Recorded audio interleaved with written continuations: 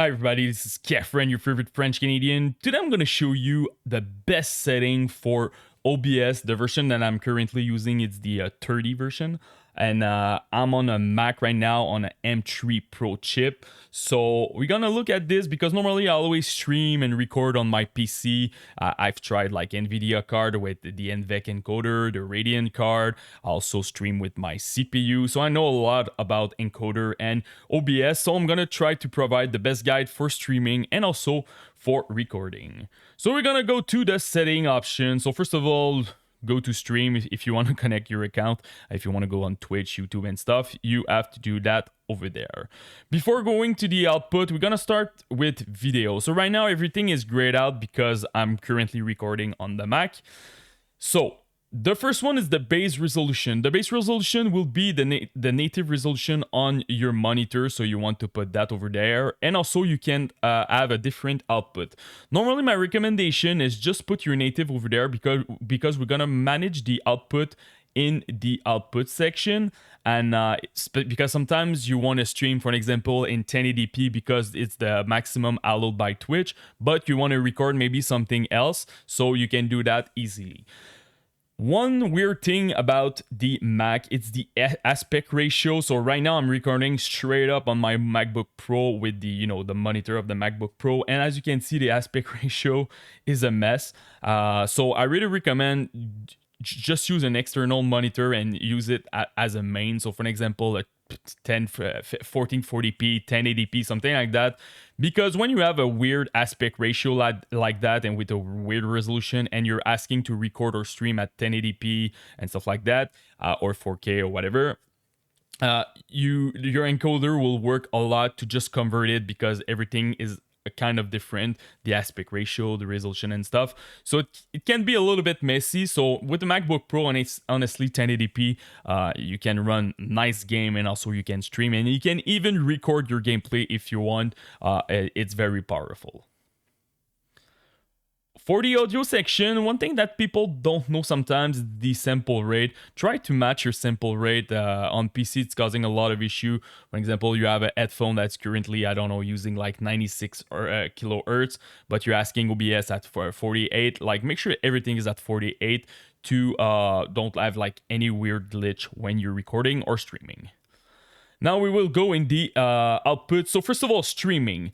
So in video encoder, I can't really show them right now because they're grayed out. Again, I'm recording. You have the H.264 like this. You have the HEVC, and you have the ProRes. The one that really you need to use will be the H.264 hardware. Super important. Don't use any software encoder. You will destroy your performance, or you really need to use the hardware. And if you're streaming on Twitch, you need to use right now the 264. You don't have a lot of options on Twitch. Maybe if you're streaming on YouTube, you can do something different. But I know a lot of folks, they're all streaming on Twitch. So I really recommend to go with this hardware.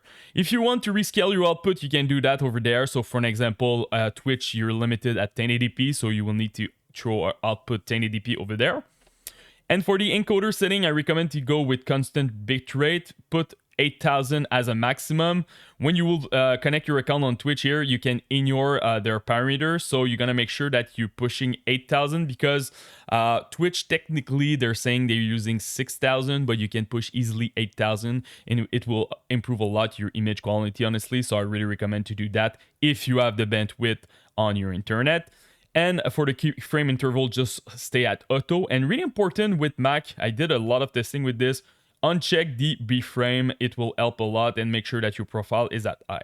To see all those options, you will need to put the output mode at advanced, so super important to do that.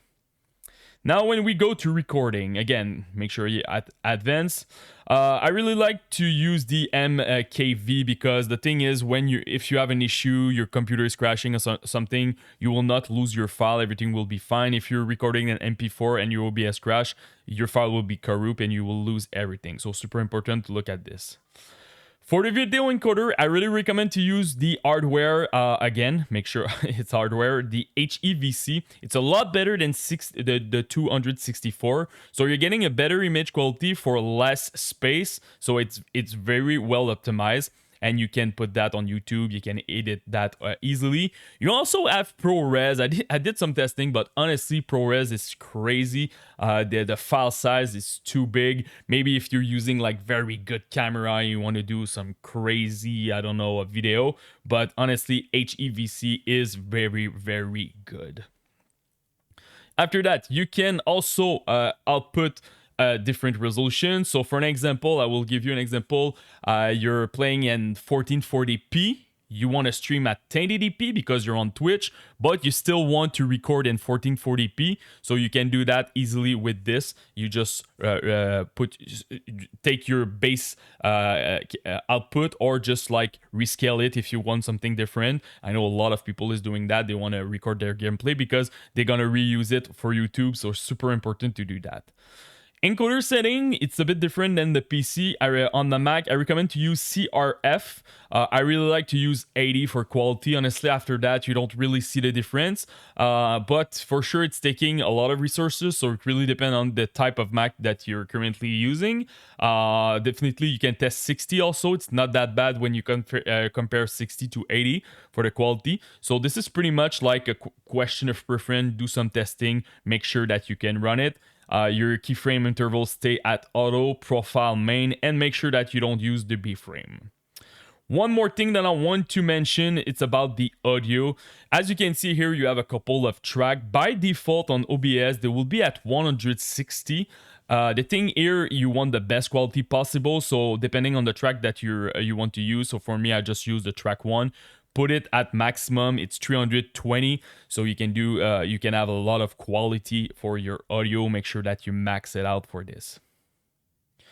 So this is pretty much it, guys, for my OBS guide for the best setting on Mac. If you have any question, just comment in the YouTube section. Make sure that you're posting your Mac and also what kind of chip that you're using, M1, M2, M3, Max, Pro, whatever. I will try to help you the best that I can. And don't forget to subscribe to the channel.